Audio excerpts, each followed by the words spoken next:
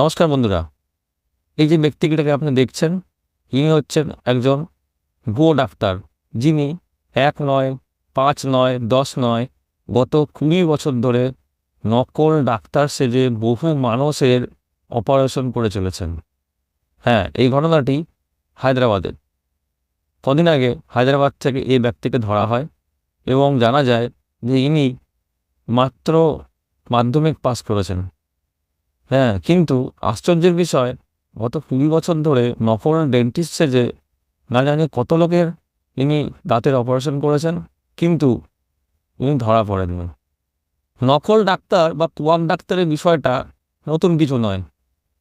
এদের যে শুধু ওয়েস্ট বেঙ্গল বা স্পেশাল কিছু স্টেটে পাওয়া যায় তাও নয়, এটা গোটা ইন্ডিয়া জুড়ে এদের উপদ্রব আছে।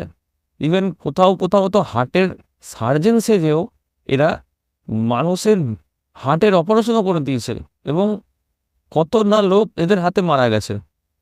জাস্ট সিম্পল প্রশাসনের গাফিলতি।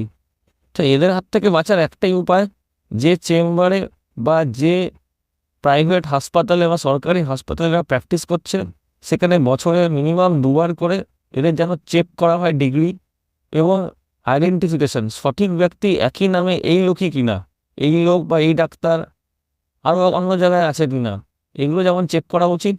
তার সাথে সাথে এই লোকগুলোকে ধরা পড়লে কড়া শাস্তির আওতায় আনা উচিত।